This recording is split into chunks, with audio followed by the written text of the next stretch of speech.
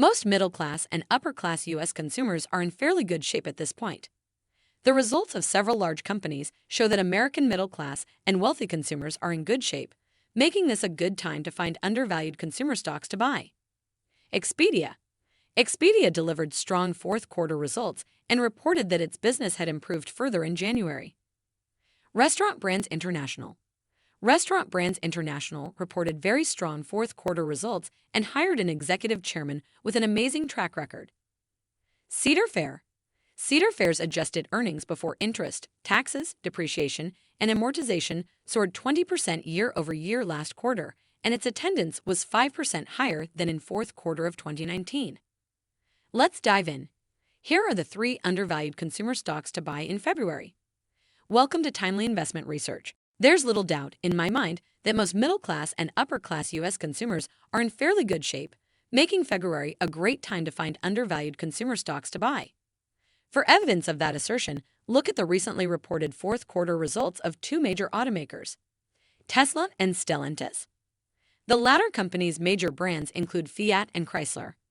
Then, consider the most recently reported results of the large hotel chain Marriott and the fast-casual dining chain Darden. Tesla's top line jumped 37% year-over-year, and its net income climbed 59% year-over-year. Stellantis' top line jumped 18% in 2022, while its net profit jumped 26%. As for Marriott, its fourth-quarter revenue rocketed 33% higher, and its bottom line jumped 44% year-over-year. Meanwhile, the bears have recently focused on emphasizing the supposedly high debt load of American consumers. But according to the Street Louis Fed, as of the third quarter of 2022, the ratio of U.S. household debt to GDP was 76.82%, slightly lower than in the fourth quarter of 2018 when the same ratio was 77.94%. In the fourth quarter of 2016, the ratio was over 80%. With all that in mind, here are 3 undervalued consumer stocks to buy in February. Number 1, Expedia. One of America and Europe's 2 leading online travel agencies, Expedia, reported very strong fourth-quarter results on February 9th. Booking.com is the other leading OTA. Specifically, Expedia's fourth-quarter top line climbed 15% year-over-year last quarter, while its net income, excluding certain items, jumped 17% year-over-year. Moreover, its booked room nights increased by 19% to 70.8 million. For all of 2022, Expedia's revenue climbed 36%, and its operating income soared an incredible 484% to $1.085 billion.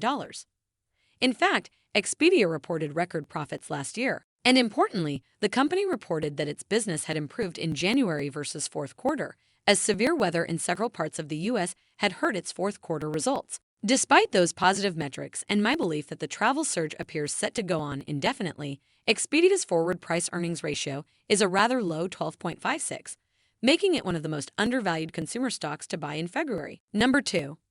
Restaurant Brands International. The owner of Burger King, Canada-based coffee chain Tim Hortons, and the Popeye fried chicken restaurants, Restaurant Brands International, also reported impressive fourth-quarter results. Specifically, its revenue climbed 10% year-over-year to $1.69 billion, while the comp sales of Burger King rose 8.4% and Tim Hortons comp sales jumped 9.4%. The company's fourth-quarter earnings per share came in at $3.14, up from $2.82 during the same period a year earlier. Also noteworthy is that Restaurant Brands International hired former Domino's CEO Patrick Doyle as its executive chairman in November. In 8 years with Doyle as Domino's CEO, the pizza chain delivered 29 straight quarters of same-store sales increases, system-wide sales growth of $5.6 billion to $13 billion, and more than a 2x bump in home market franchisee profitability. Further, during his tenure, Domino's stock surged from $12 in March 2010 to $271 in June 2018. Doyle recently told Yahoo Finance that we have got the best burger in the category in the Whopper, and that's a lot to work with. But he added that the chain has to improve itself in a few areas, including speed of service and franchisee profitability. Doyle has personally invested $30 million in Restaurant Brands International stock. Moreover, he received stock and options that vest over at least 5 years that are worth $200 million based on the closing price of the shares on November 15th. But he will receive those funds only if Restaurant Brand's international stock increases by about 10% per year over the next 5 years, according to the website Restaurant Business. So Doyle is tremendously incentivized to boost Restaurant Brands International's share price in the medium term and the long term. Number 3. Cedar Fair. In line with my theory that many amusement parks will benefit from the travel rebound and the hefty price hikes that Disney has undertaken at its parks, Cedar Fair reported very good fourth quarter results on February 16th. The 4% year-over-year increase in net revenue was good but nothing to write home about. However, it generated a net income of $12 million, compared with a $27 million loss in the same period of 2021. Moreover, its earnings before interest, taxes, depreciation, and amortization, excluding certain items, soared 20% year-over-year to $88 million. And its attendance rose 5% versus fourth quarter of 2019 to 235,000 guests.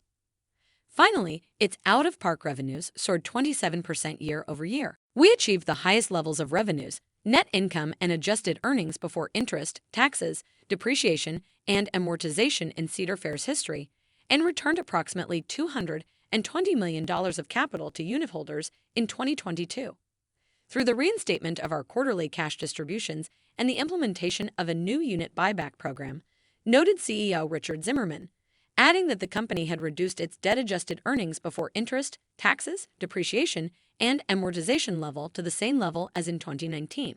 Analysts, on average, irrationally predict that the company's earnings per share will tumble to $3.31 this year from $5.06 last year.